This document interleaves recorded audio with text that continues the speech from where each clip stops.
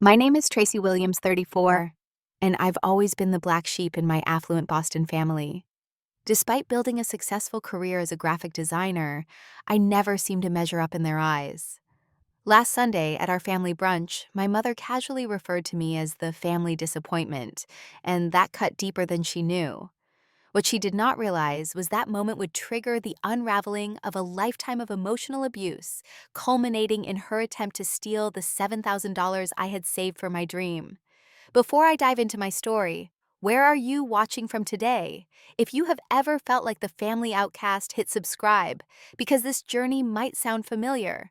I grew up in Brookline, an upscale Boston suburb, in a stately colonial home with perfectly manicured gardens that matched our carefully maintained family image. My parents, Jane and Robert Williams, were fixtures in the local social scene. Dad built his reputation as a cutthroat corporate lawyer, while Mom balanced her real estate business with organizing charity galas that were more about networking than actual charity. From early childhood, it was clear that my siblings fit perfectly into my parents' vision.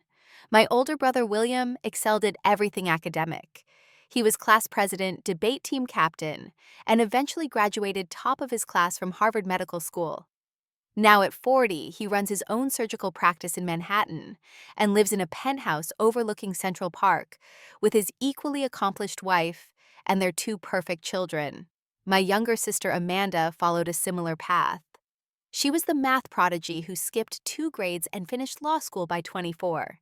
Now 32, she works as a corporate lawyer at one of Boston's most prestigious firms. Her wedding last year was featured in Boston Magazine as the social event of the season. And then there was me, the middle child who preferred sketching to studying, who saw colors and patterns, where my family saw only practical career paths. I wasn't a bad student, but I wasn't exceptional in the ways that mattered to my parents. While William and Amanda brought home perfect report cards, I brought home art projects that my parents would smile at politely before asking about my math grades.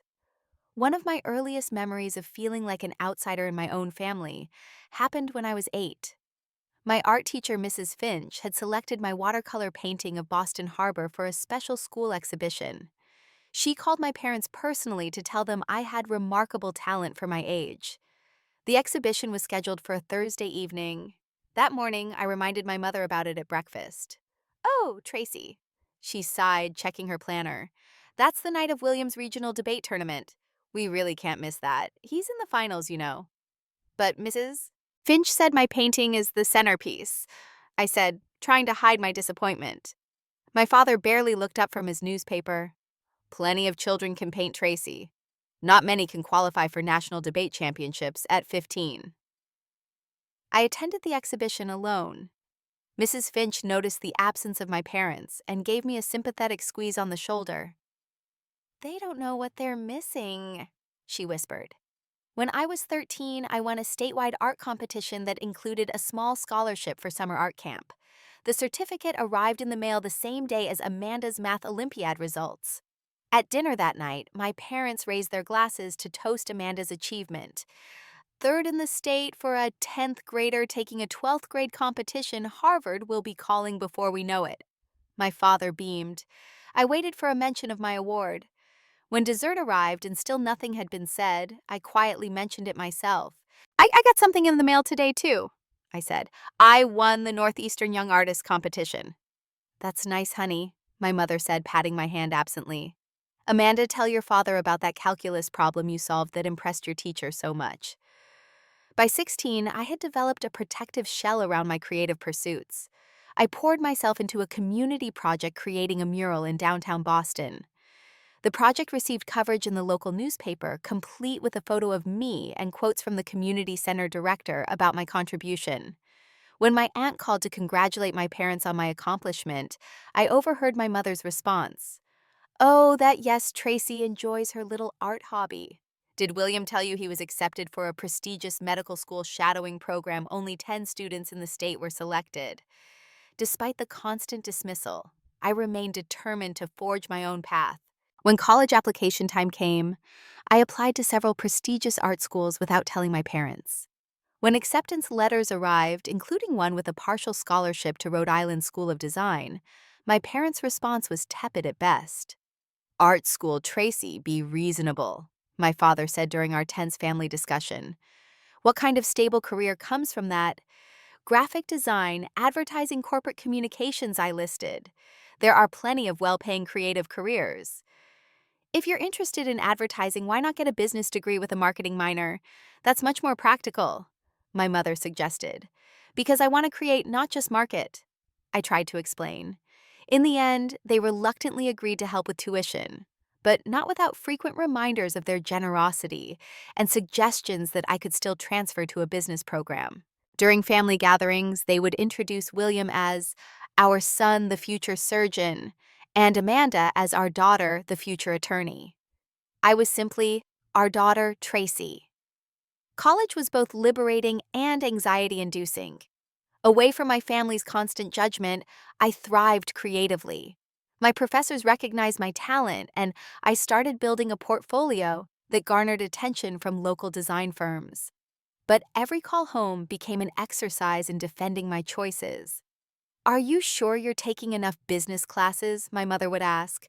Your cousin Sarah just graduated with an economics degree and already has 3 job offers. After graduation, I surprised everyone, including myself, by quickly finding work at a respected Boston design agency.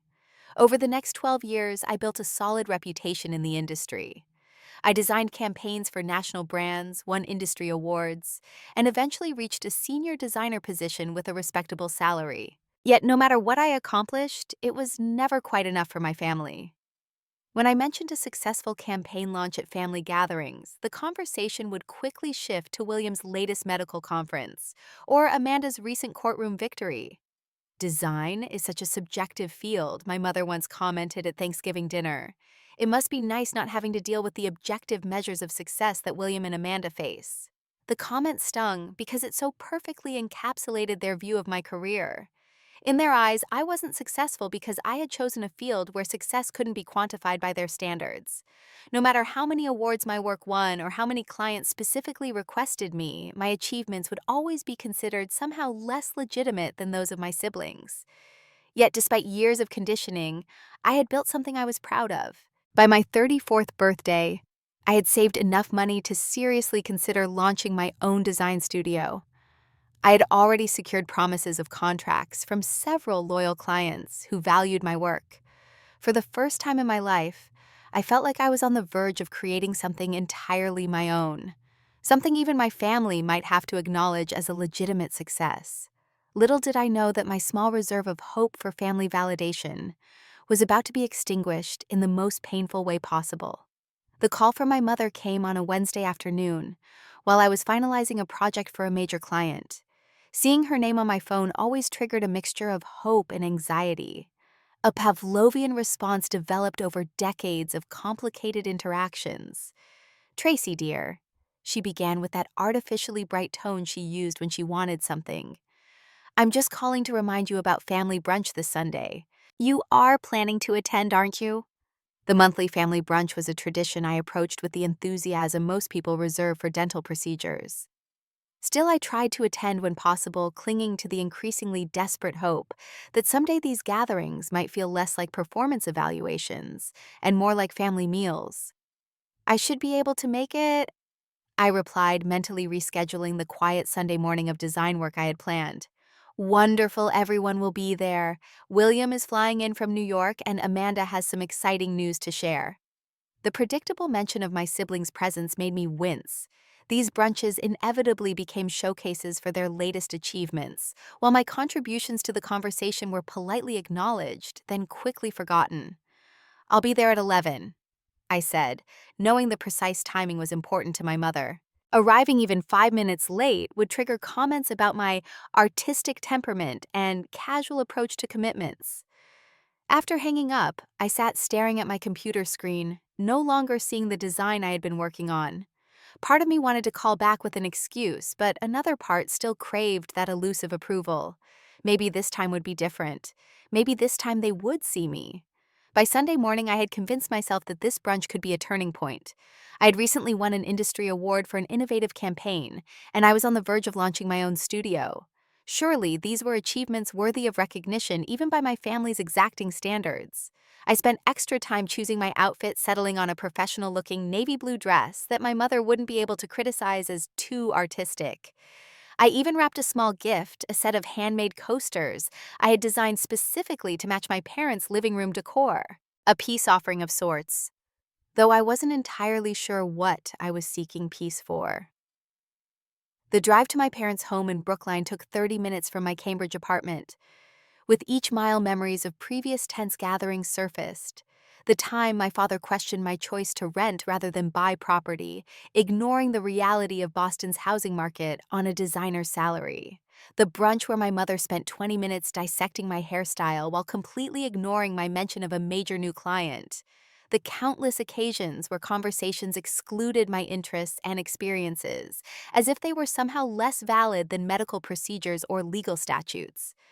As I pulled into the circular driveway, I took a deep breath and reminded myself that I was a successful professional in my own right, regardless of my family's opinion. The red brick colonial with its white columns and perfectly symmetrical windows looked as imposing as ever, a physical manifestation of my parents' unyielding expectations.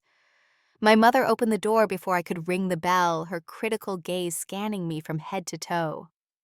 "Tracy, you're right on time for once," she said, as if punctuality was an unexpected achievement for me.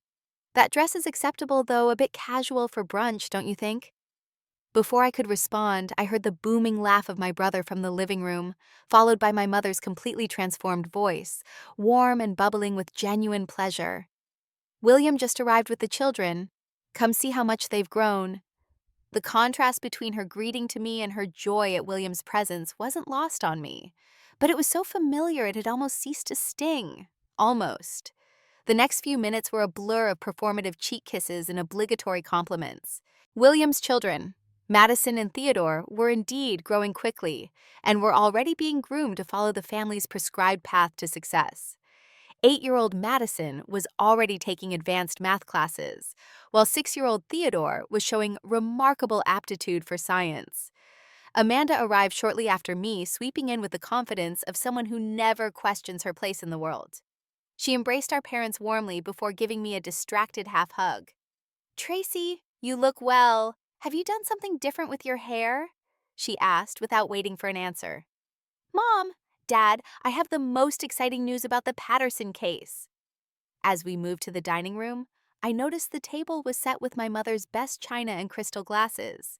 Fresh flowers, arranged in an elaborate centerpiece, dominated the table, and several serving platters suggested she had prepared far more food than usual for our monthly gathering. "Are we celebrating something special today?" I asked, trying to sound casual while placing my gift on the side table. My mother was arranging name cards at each place setting, something she only did for larger gatherings. "Just the usual family time," she replied without looking up. I noticed additional place settings beyond our immediate family. "Are we expecting more people?" That's when my mother gave me a look of such casual dismissal that it made my stomach clench. "Oh, we're just finalizing plans for the summer family reunion at the lake house. Everyone's coming except the disappointment of the family, aka you." The words hit me like a physical blow. I stood frozen, my hand still on the back of my chair, as the room seemed to tilt sideways. Had she really just said that? So casually? As if it were an established fact that needed no explanation. I glanced around the table. My father was suddenly very interested in adjusting his napkin. William let out an uncomfortable chuckle, but said nothing. Amanda at least had the decency to look momentarily uncomfortable before becoming fascinated with her water glass. "I didn't know there was a family reunion planned," I managed to say, my voice sounding distant to my own ears. "Well, it's for family members who stay connected and contribute to the family legacy," my mother continued as if she were discussing the weather. "You're always so busy with your little drawings." "Designs," I corrected automatically. "I create professional designs for national brands." "Yes, dear, as you've mentioned," she said with a dismissive wave. "William, tell everyone about the new vacation property you're looking at in the Hamptons." And just like that, the conversation moved on, as if she hadn't just called me the family disappointment to my face. as if she hadn't just excluded me from a family gathering, without even the courtesy of a direct conversation about it. As I took my seat, I felt something shift inside me, a crack forming in the foundation of hope I had stubbornly maintained all these years. The worst part wasn't even the exclusion itself. It was the casual cruelty with which it was delivered, and the silent complicity of everyone else at that table. For the first time, I began to wonder if there was anything I could ever do to be truly accepted by the people who were supposed to love me unconditionally. Little did I know that this painful realization was just the beginning of what would become the most revealing day of my relationship with my family. The brunch spread before us was typically elaborate. My mother had prepared her signature quiche Lorraine eggs Benedict with homemade hollandaise sauce, a fresh fruit compote, and freshly baked croissants from the exclusive French bakery across town. The table setting was immaculate with fresh flowers polished silver and the crystal glasses reserved for special occasions. Under different circumstances, I might have appreciated the effort and artistry that went into the presentation. Today, it all tasted like cardboard in my mouth.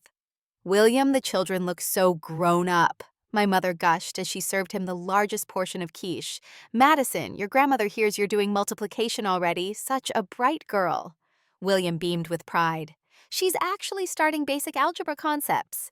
Her teacher says she might be ready for high school math by 6th grade. Just like her father," my mother said, shooting a meaningful glance my way, as if to highlight the genetic intellectual superiority that had somehow bypassed me. I took a small bite of fruit, my appetite diminishing by the minute. Still, I made an effort to participate in the conversation.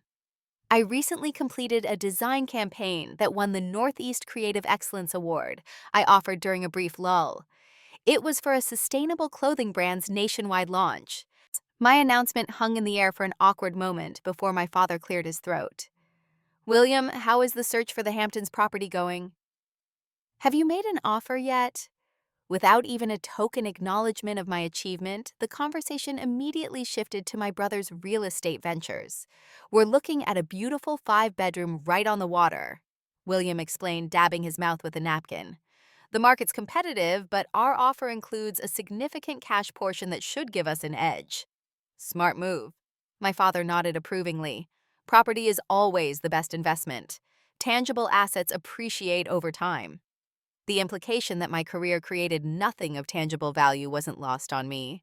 I pushed a piece of quiche around my plate, no longer even pretending to eat. "Amanda, you mentioned news about the Patterson case," my mother prompted, turning to my sister. Amanda straightened in her seat, practically glowing with self-importance. "Yes, the senior partners were so impressed with my strategy that they're promoting me to junior partner. I'll be the youngest female partner in the firm's history." This announcement triggered the expected explosion of congratulations. My father proposed a toast with his mimosa. "To Amanda continuing the Williams family tradition of excellence." Glasses clinked all around. I raised mine politely, offering a sincere congratulations that went unacknowledged. As brunch progressed, the conversation shifted to extended family gossip, which is when I learned about more events I had apparently been excluded from. "Cousin Jennifer's wedding was just beautiful," my mother said. "The Ritz-Carlton ballroom was transformed into an absolute fairy tale." I set down my fork. "Jennifer got married. I wasn't invited." An uncomfortable silence fell over the table before my mother waved her hand dismissively. "Well, they had limited space and had to be selective. You understand." "I'm her first cousin," I said, unable to keep the hurt from my voice. "Yes, but you haven't really stayed connected with that side of the family," my mother replied, as if this explained everything. "Besides, it was mostly a professional networking event for Thomas's law firm connections." Before I could respond to this baffling justification, Amanda jumped in with details about the wedding cake and flower arrangements, effectively ending any discussion of my exclusion. When I tried to contribute to a conversation about summer travel plans, mentioning a design conference I planned to attend in San Francisco, my mother quickly redirected. "Speaking of plans, Tracy, you're 34 now. Any prospects on the horizon? The biological clock doesn't tick forever, you know." This abrupt pivot to my personal life felt like whiplash. "I'm focused on my career right now," I replied carefully. Yes, your little design job, my mother said with a condescending smile. But surely you want more than that, a family, children, something permanent. Actually, I said, seizing what seemed like an opening to share my plans. I'm preparing to launch my own design studio. I've saved almost $7,000 as startup capital, and I already have several clients lined up who want to follow me. Instead of the congratulations or even acknowledgement I might have hoped for, my mother's expression shifted to something I couldn't quite read. Interest, perhaps, but not the kind I was expecting. $7,000, she repeated. That's all you've managed to save after 12 years of working? My father shook his head. Hardly seems like enough to start a real business. It's enough for what I need, I defended. I'll work from home initially to keep overhead low, and I already have the equipment and software. William chuckled, reaching for another croissant. I suppose we should be grateful Tracy has any savings at all given her field. Though I should mention that those clients you mentioned only hired you because I recommended you to my colleagues. This was news to me. What are you talking about? Which clients? North Shore Medical Group, the cardiology practice. William smirked. They hired you because I play golf with their chief of medicine. I told him to throw you a bone. The revelation stung especially because North Shore had specifically praised my portfolio and unique approach. Had that all been a lie? Had my own merit meant nothing? Creativity is all well and good, my father interjected, clearly warming to his favorite topic. But real careers provide security, retirement benefits, growth potential. This studio idea sounds more like a hobby business than a professional endeavor. Dad, I've been in this industry for 12 years. I've built a reputation and a client base. This isn't a hobby. Then why haven't you done it sooner? He challenged. If it's such a solid business plan, why wait until 34 to launch it? The answer, of course, was that I had spent years trying to build enough confidence to overcome the self-doubt they had instilled in me. But I couldn't say that at the brunch table. I wanted to gain experience and build connections first, I said instead. My mother's interest in my savings continued to strike me as odd. She asked several probing questions about my banking arrangements, when I planned to use the money, and whether I had considered more sensible uses for it. At the time, I attributed her interest to her usual controlling nature regarding my life choices. The conversation became increasingly uncomfortable, and I excused myself to use the bathroom, needing a moment of respite from the constant barrage of criticism and dismissal. In the quiet of the powder room, I leaned against the marble vanity and took several deep breaths. Looking at my reflection, I saw the face of someone trying desperately to belong in a place that had never made room for her. The realization brought a wave of sadness so intense I had to bite my lip to maintain composure. As I made my way back to the dining room, I paused in the hallway when I heard my name mentioned. Ethical or not, I couldn't help but listen. Tracy's always had unrealistic expectations, my mother was saying. This studio idea is just another fantasy that will fizzle out like all her other big plans. At least she's employed, my father replied, though I had higher hopes than watching her waste her life on commercial art. It's her failure to launch that concerns me, my mother continued. At her age, I had a successful real estate business, 2 children, and was chairing the hospital charity committee. She's always been the dreamer of the family. Amanda's voice chimed in. Maybe we should just accept that she's not going to meet the Williams standard. The casual dissection of my life and character felt like a physical blow. These were the people who were supposed to love and support me unconditionally, yet they spoke about me with such dismissive disappointment. In that moment, something crystallized within me. I had spent decades trying to earn approval that would never be given, seeking validation from people who had already decided I wasn't worthy of it. The realization was both painful and strangely freeing. I straightened my shoulders, wiped away the single tear that had escaped, and walked back into the dining room with a new awareness that would soon prove even more important than I could have imagined. After overhearing my family's unfiltered opinions, I found it impossible to maintain the pretense of normal brunch conversation. The food had gone cold, but that hardly mattered since I'd lost my appetite entirely. When my mother began detailing plans for the family reunion, I wouldn't be attending. I seized the opportunity for escape. I should probably head out, I said, glancing at my watch. I have a client deadline tomorrow morning. On a Sunday? My father asked skeptically. Creative work doesn't always fit neatly into business hours, I replied, standing to gather my things. To my surprise, my mother rose quickly from her seat. I'll walk you out, dear. This was unusual.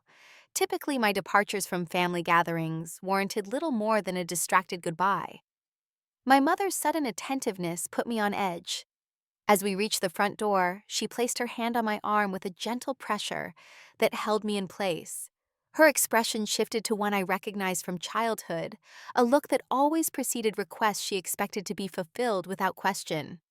Tracy, before you go, there's something I need to discuss with you, she said, lowering her voice conspiratorially. A rather delicate family matter. What is it? I asked, instantly wary. Your father and I are facing an unexpected financial situation, she began, her voice taking on the sympathetic tone she used when dealing with difficult real estate clients. Nothing too serious, but it requires immediate attention. My suspicion grew. In my 34 years, I had never known my parents to face financial difficulties. My father's law practice was highly successful, and my mother's real estate business catered to Boston's elite. What kind of financial situation? I pressed. She sighed dramatically. Medical bills, actually. Your father had some tests done recently, nothing to worry the family about. But the insurance is being difficult about coverage. This was the first I'd heard about any medical tests. Is Dad okay? Why didn't anyone mention this during brunch? We don't like to burden the family with these matters, she said, waving away my concern. Your father is fine, but we need to resolve this billing issue quickly. Something about her story felt off, but I couldn't immediately place what it was. My father had appeared perfectly healthy during brunch, showing no signs of medical concerns. How much are the bills? I asked. $7,000, she replied without hesitation. The specific amount identical to my studio. Savings set off alarm bells. It seemed too coincidental, especially given her unusual interest in my finances during brunch. That's exactly the amount I've saved for my studio, I said carefully, watching her reaction. Is it? She replied, unconvincingly surprised. What a coincidence. But that's wonderful, Tracy. You could help your father and still have plenty of time to save up again for your little project. Little project. The dismissive phrase cemented my growing suspicion that this medical emergency was fabricated. I'll need to think about it, I said, buying time. Can you send me the details of the medical bills?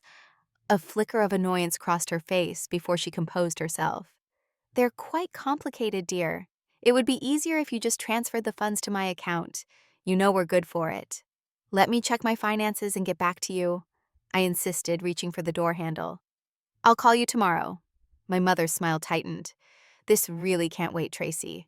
Your father's health takes precedence over everything else, doesn't it? The emotional manipulation was so transparent now that I was actually looking for it. I'll call you tomorrow, I repeated firmly and left before she could press further. The drive home passed in a blur of conflicting emotions. Hurt, confusion, and anger warred within me, but beneath them all was a growing sense of clarity. I had spent so many years doubting myself, wondering why I could never measure up to my family's standards. But what if the problem had never been me at all?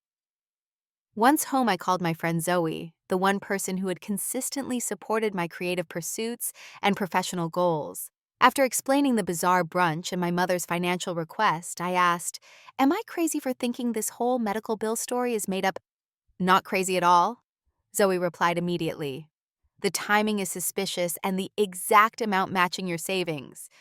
That's not coincidence, Tracy. Something's not right here." But why would my own mother lie about something like this? What could she possibly gain by taking money that's clearly important to me? Control, Zoe said simply. From everything you've told me over the years, your family has always tried to keep you dependent and doubtful. Your studio represents independence they can't control. Her words resonated with a truth I had been avoiding for years. What should I do? First, check your financial accounts, Zoe suggested. Make sure everything is secure. Then maybe call your brother or sister privately to verify the medical bill story. Following her advice, I logged into my online banking app and was shocked to discover an alert about an unusual login attempt from an unrecognized device the previous day. I immediately changed all my passwords and enabled two-factor authentication. With growing apprehension, I called William, catching him as he prepared to head to the airport for his return to New York. "Hey, is this a bad time?" I asked when he answered. "About to leave for the airport, but I have a few minutes," he replied. "What's up?" I decided to approach the subject indirectly. "Mom mentioned something about Dad having medical tests done recently. I was wondering if everything's okay?" A pause, then confusion in his voice. "Medical tests, Dad hasn't mentioned anything to me, and he just had his annual physical last month with a clean bill of health." My stomach dropped. "So there aren't any outstanding medical bills that insurance won't cover?" "Not that I know of," William said, sounding increasingly confused. "What's this about Tracy?" I took a deep breath. "Mom asked me for $7,000 today for Dad's supposed medical bills, the exact amount I told everyone I've saved for my design studio." Another pause longer this time. "That doesn't make sense. Mom and Dad just booked a $40,000 cruise for their anniversary. They showed me the itinerary this morning before you arrived." The final piece clicked into place. There was no medical emergency, just an elaborate deception designed to separate me from the funds that would allow me to establish professional independence. "William, has Mom ever asked you for money like this?" I asked, wondering if this was a pattern I'd been unaware of. His hesitation told me everything before he even spoke. "Not exactly like this, but there have been suggestions. Investments in family property that never materialized loans for business opportunities that were apparently time-sensitive." "Did you give her the money?" "Once or twice when I was younger," he admitted. "But after the third request with no documentation or returns, I started saying no." This revelation stunned me. William, the golden child, had also been targeted for financial manipulation. The difference was that he had recognized it and established boundaries, something I was only now learning to do. After hanging up with William, I remembered something else troubling. During my last visit to my parents' home a month ago, I had noticed mail addressed to me on their entry table, including a bank statement. When I asked about it, my mother claimed it had been delivered to their address by mistake, and she'd forgotten to mention it. I had accepted the explanation without much thought. Now I wondered if she had deliberately intercepted my mail to gather information about my accounts. It would explain how she knew the exact amount of my savings and might have attempted to access my online banking. To confirm my suspicions, I called my bank directly.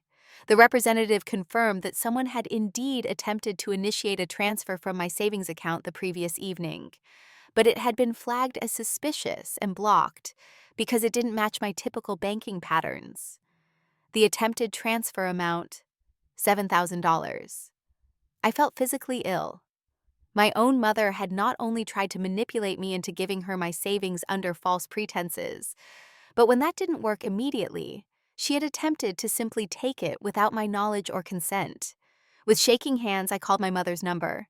She answered on the second ring, her voice artificially bright. "Tracy, have you thought about what we discussed? Your father's medical bills are rather urgent." "There are no medical bills," I said flatly. "And you tried to access my bank account without my permission last night." A beat of silence then. "I don't know what you're talking about." The bank flagged the attempted transfer, Mom. $7,000, exactly what I mentioned saving for my studio. And William confirmed that Dad hasn't had any recent medical tests. Another pause, then her tone changed completely. "Well, what did you expect? You've been wasting your potential for years with this art hobby, and now you want to throw away good money on some fantasy business that will fail within months." Her immediate pivot from denial to justification left me speechless for a moment. There was no apology, no shame, just an immediate defense of her actions, as if she had every right to access my finances. "That money is mine," I said firmly when I found my voice. "I earned it, I saved it, and what I do with it is not your decision." "Don't be so selfish, Tracy," she snapped. "After everything we've done for you, all the advantages we've given you. We paid for that art school of yours when we could have insisted on a real education. The least you could do is help the family when needed. For a cruise? I asked incredulously. William told me about your anniversary cruise. That's what this is really about, isn't it? Her silence confirmed it, but when she spoke again, her voice had taken on a wounded, tearful quality. If you tell anyone about this, the entire family will know how ungrateful you truly are. Is that what you want? To be cut off completely? The threat might have worked in the past when family approval still seemed like something worth sacrificing for. But in that moment, I recognized it for the manipulative tactic it was. I'm changing all my passwords and placing a fraud alert on my accounts. I told her, my voice steadier than I expected. And I'm setting a boundary right now. You do not have any right to my money regardless of your reasons for wanting it. You ungrateful child, she hissed, dropping the wounded act. After everything we've sacrificed for you. Goodbye, Mom, I said, and ended the call. Setting down my phone, I was surprised to discover I was shaking. Not with fear or sadness, but with a kind of clarity I had never experienced before. The family dynamic I had accepted as normal my entire life suddenly appeared in stark relief for what it truly was, a system of control manipulation and conditional love that had shaped my self-perception in profound and damaging ways. I'd always been told I was the family disappointment, but perhaps the true disappointment was that they had never seen me clearly at all. The aftermath of confronting my mother unfolded rapidly. Within hours, my phone began lighting up with messages from various family members. My father sent a coldly formal email with the subject line, "Your mother's distress," which read like a legal brief outlining my failures of family loyalty. He made no mention of the attempted financial fraud, instead focusing entirely on my disrespectful tone and ungrateful attitude. William sent a brief text, "Mom's hysterical. What happened after we talked?" When I explained the full situation, including the attempted bank transfer. His response was unexpectedly supportive. "Change all your passwords. I should have warned you about this sooner." Amanda predictably launched a full offensive. Her voicemail was scathing. "How dare you accuse Mom of trying to steal from you? She was only trying to help you make better financial decisions since you clearly can't manage on your own. You've always been jealous of the rest of us, and now you're making up these ridiculous accusations for attention." I immediately changed all my financial passwords and contacted my bank to place additional security measures on my accounts. The customer service representative seemed sadly familiar with family financial exploitation and helped me set up notifications for any login attempts or unusual activity. Word spread quickly through the extended family grapevine, with my mother apparently controlling the narrative. Aunt Patricia called to express her disappointment in my behavior, while Uncle James sent a lengthy email about the importance of family unity above all else. Cousins I hadn't spoken to in years suddenly felt entitled to weigh in on my selfish nature. The only surprising ally was my father's sister, Aunt Susan, who called with a very different perspective.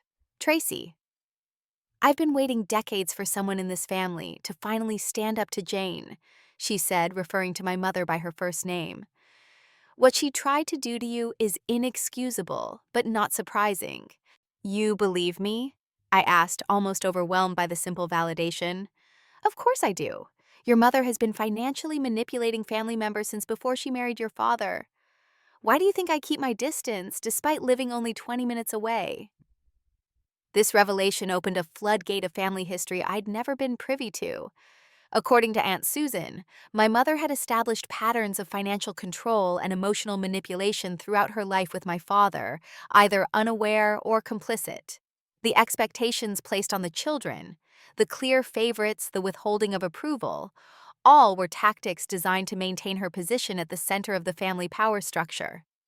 "But why target my studio savings specifically?" I asked. $7,000 can't mean that much to them financially." "It's not about the money," Aunt Susan explained. "It's about preventing your independence. Every time you achieve something on your own, it threatens her control. A successful studio would mean you've thrived despite her predictions of failure."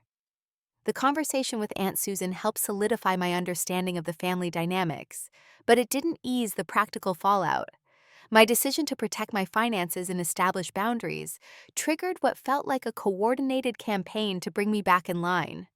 I wrote a detailed email explaining exactly what had happened, including the attempted bank access and the verification from the bank itself, and sent it to my immediate family members.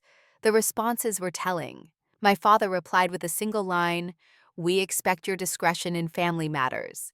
Amanda accused me of exaggerating for attention. Only William acknowledged the truth, admitting in a private call that he had experienced similar pressure tactics over the years. "The difference is that I have the kind of success they value," he explained. "So when I push back, they eventually accept it. You're fighting against their fundamental view of you." "Which is what exactly?" I asked. William hesitated before answering.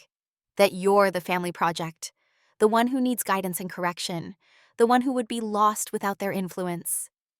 His honesty hurt, but it also clarified years of confusing interactions. I wasn't just the family disappointment, I was the family member they had collectively decided needed control rather than support. 2 weeks after the confrontation, my parents organized a family dinner to which I wasn't invited. Amanda later informed me, with poorly disguised satisfaction, that they had discussed my mental health concerns and increasing paranoia. The family consensus, apparently orchestrated by my mother, was that I was manufacturing drama due to professional frustration and jealousy of my more successful siblings.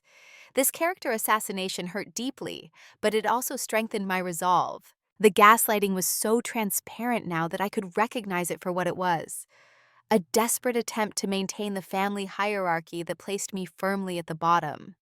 The stress began manifesting physically. I experienced tension headaches, insomnia, and a constant knot of anxiety in my stomach.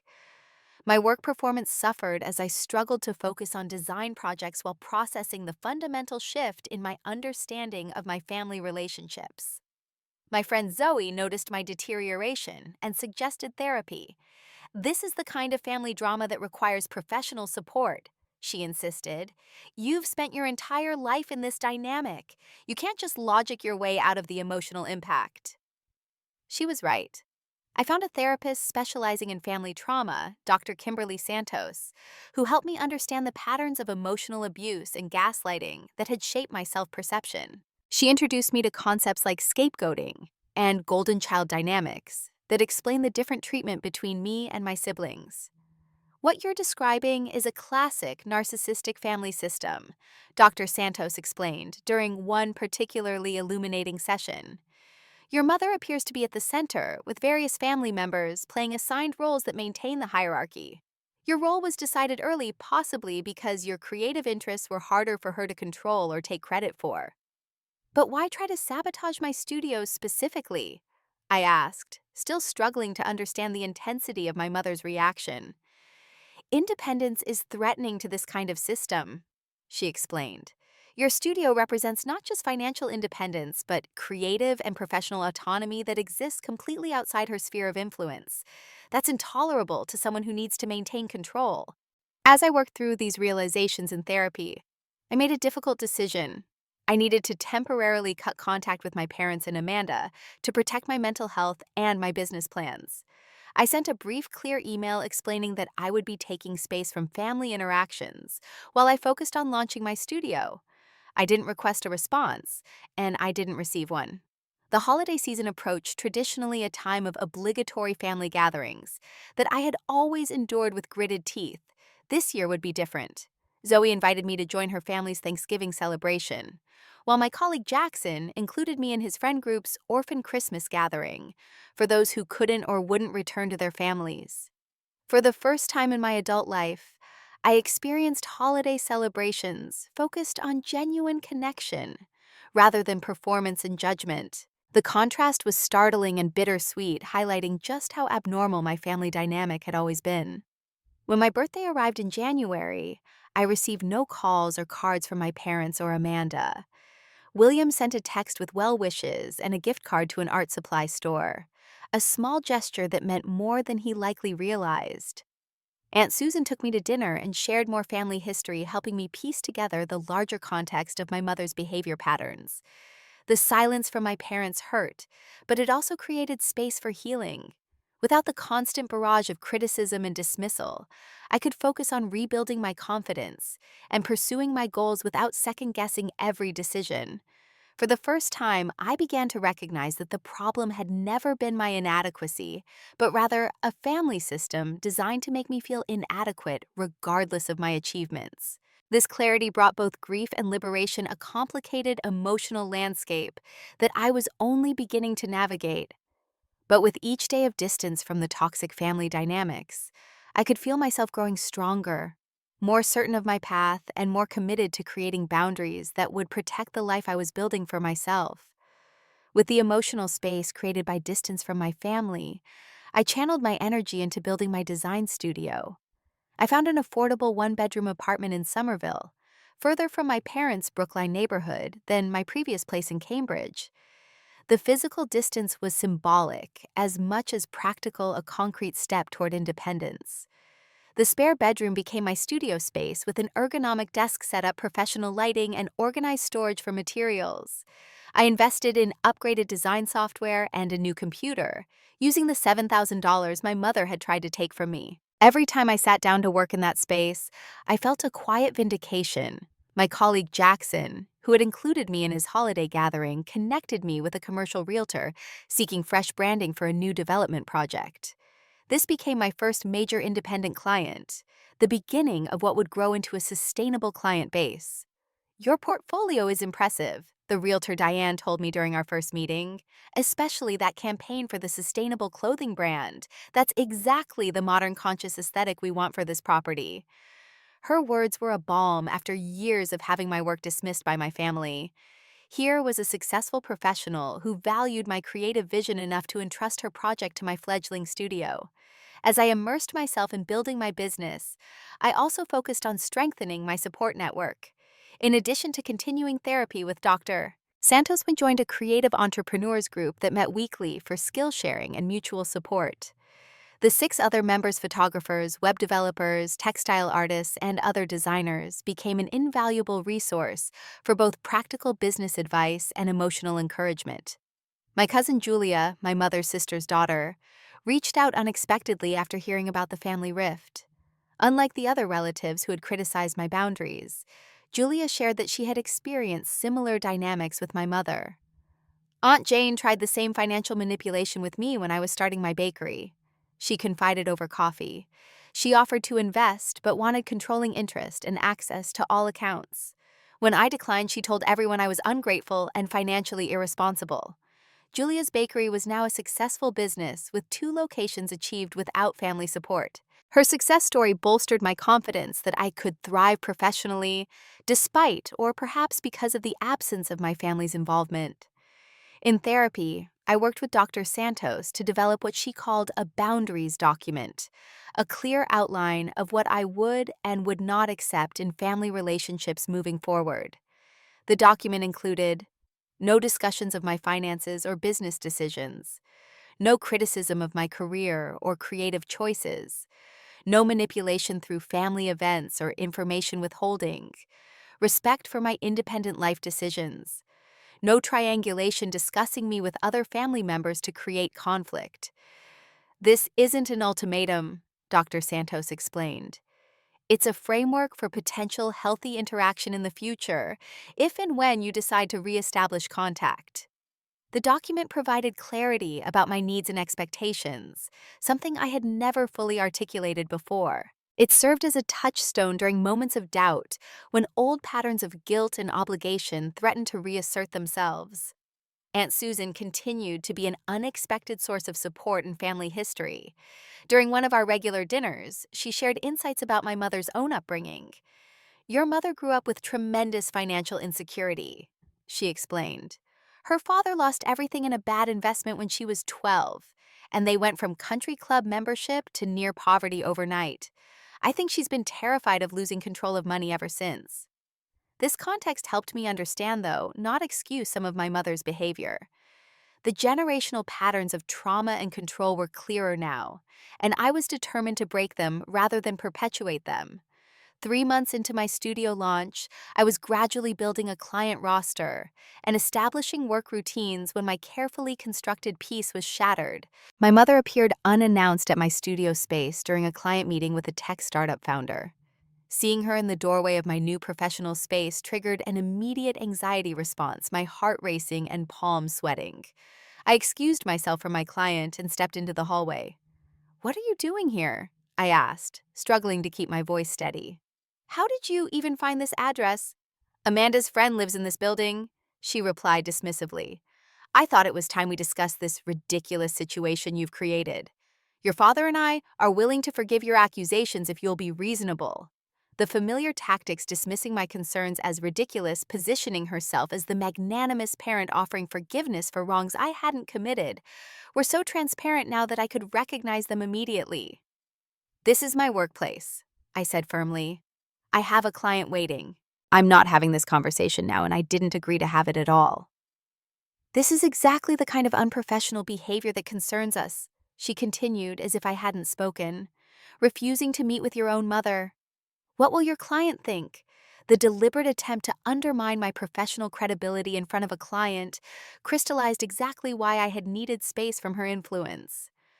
"Mom, I need you to leave now," I said, my voice steadier than I expected. "If you want to talk, you can email me to set up a time. This is not appropriate." Her expression hardened. "You've always been difficult, Tracy. Always thinking you know better than everyone else. This studio will fail like all your other impulsive projects, and then where will you be?" Rather than engaging with her criticism, I simply repeated, "Please leave now, or I'll need to ask the building security to escort you out." For a moment, I thought she might escalate, but something in my steady gaze must have communicated that her usual tactics wouldn't work. She left with a dramatic sigh and a comment about ungrateful children. But she left. I returned to my client meeting, apologized for the interruption, and refocused on their project with a professionalism that surprised even me. Later, the client emailed to confirm they wanted to proceed with my proposal, mentioning specifically that they appreciated my grace under pressure. That unexpected confrontation, while stressful, proved to be a turning point. I had maintained boundaries firmly, but without cruelty, prioritized my business, and demonstrated to myself that I could handle family pressure without crumbling. It was a small victory, but a significant one. In the following weeks, I took additional steps to protect my business and personal space. I informed building security about potential unwanted visitors, set up a PO box for business mail, and created email filters to prevent family messages from disrupting my workday. 6 months after the brunch confrontation, my studio was generating consistent income, and I had established a reputation for innovative client-focused design work. I had also developed stronger personal relationships outside my family, building a support network based on mutual respect rather than obligation. Amanda reached out unexpectedly during this period, her message lacking the usual condescension. "Mom's been pressuring me about contributing to her anniversary cruise fund. She mentioned something about investment returns you're withholding. It felt weird, so I thought I should ask you directly." The message revealed that my mother was still attempting to access my finances now through fabricated stories to my sister. It also suggested that Amanda might be experiencing the same pressure tactics I had faced. My response was brief but honest. "Mom attempted to access my bank account without permission to take my studio savings. There are no investments or returns. If she's asking you for money, please be careful." Amanda's reply came days later. "We should talk. Are you free for coffee next week?" This tentative outreach marked the beginning of a cautious rebuilding of our sibling relationship. Over coffee, Amanda admitted that she had begun to notice concerning patterns in our mother's behavior, after facing similar financial pressure herself. "I always thought you were exaggerating," she confessed. But she asked me for $15,000 for this cruise, claiming it was for a family property investment with guaranteed returns. When I asked for documentation, she got angry and said I didn't trust her. This validation from the sibling who had been most aligned with our parents marked another turning point. While we didn't immediately become close, we established a more honest communication channel that existed independent of our parents' influence. William, too, began reaching out more regularly, sharing his own experiences with family pressure and expressing regret for not supporting me more openly. I played along because it was easier, he admitted during one candid phone call. I'm sorry for that, Tracy. Your work has always been incredible, and I should have said so more often.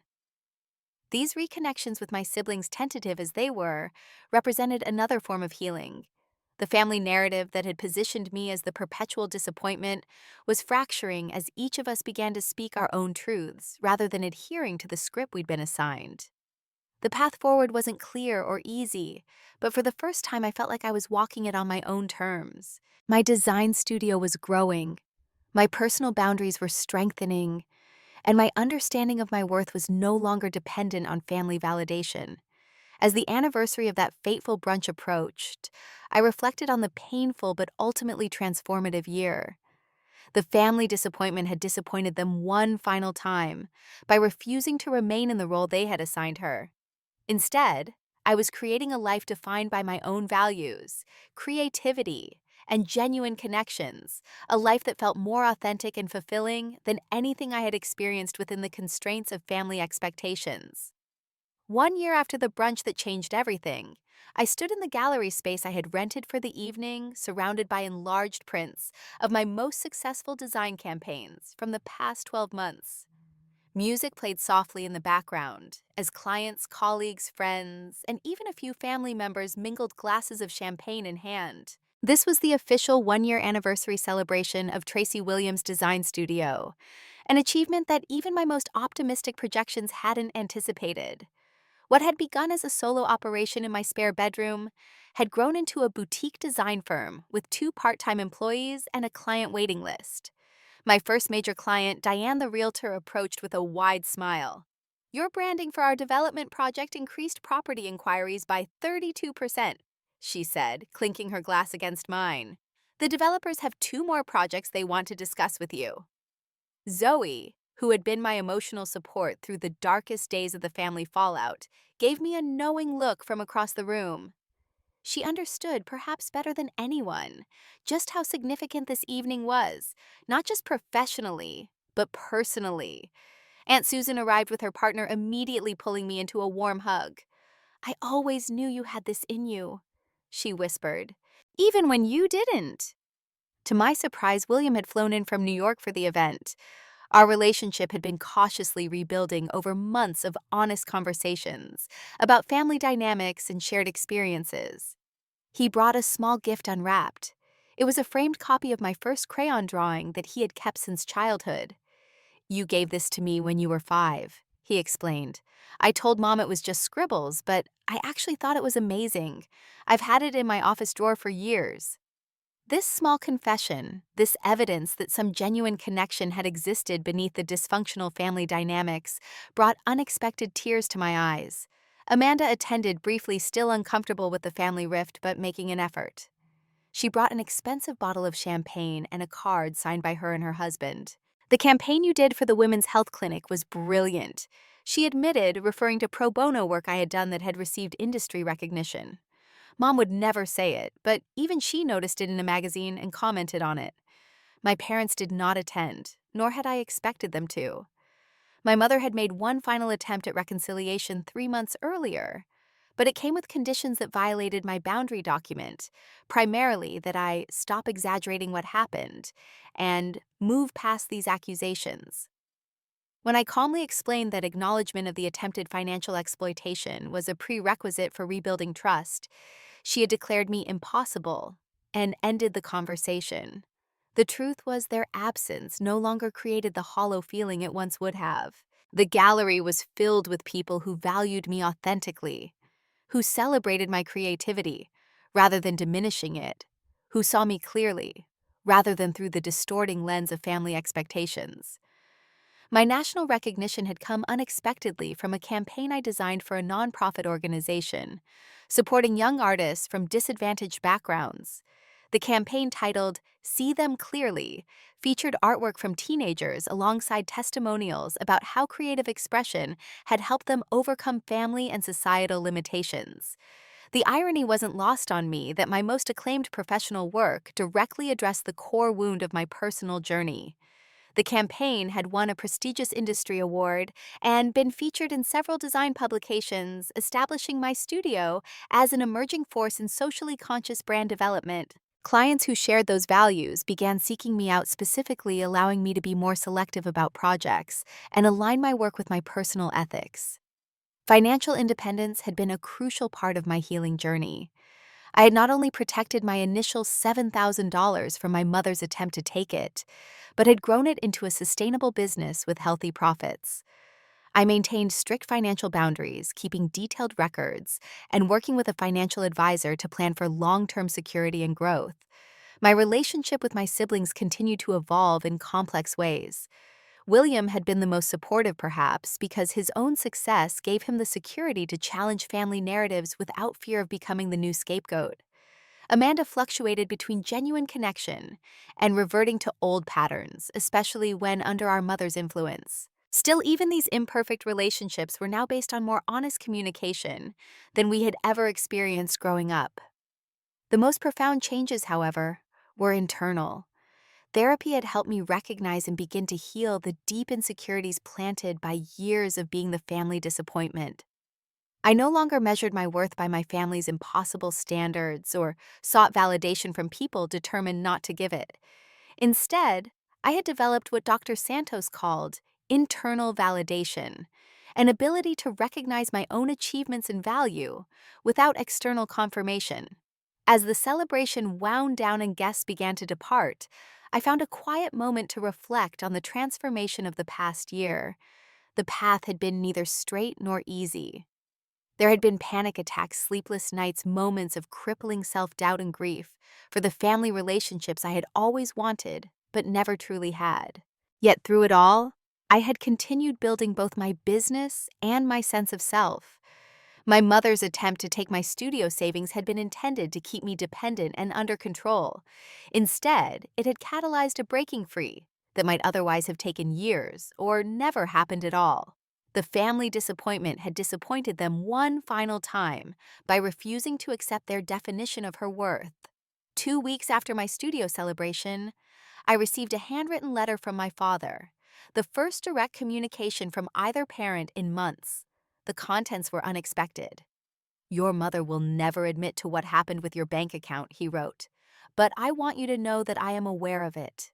I have enabled behaviors I should have challenged years ago. I cannot undo the past, but I am working to understand it. Your success has not gone unnoticed."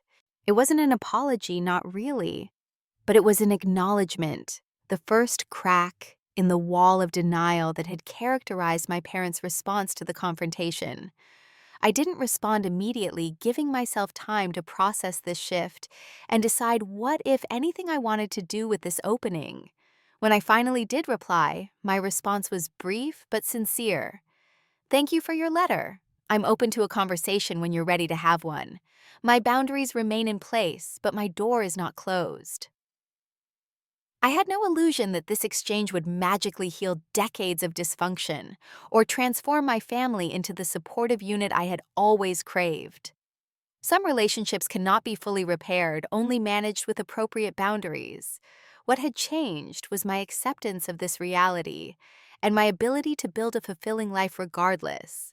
The final confrontation with my mother came unexpectedly, at a neutral location, a cafe suggested by my father as a potential meeting place. To my surprise, she arrived alone, my father having apparently decided this conversation needed to happen without his mediating presence.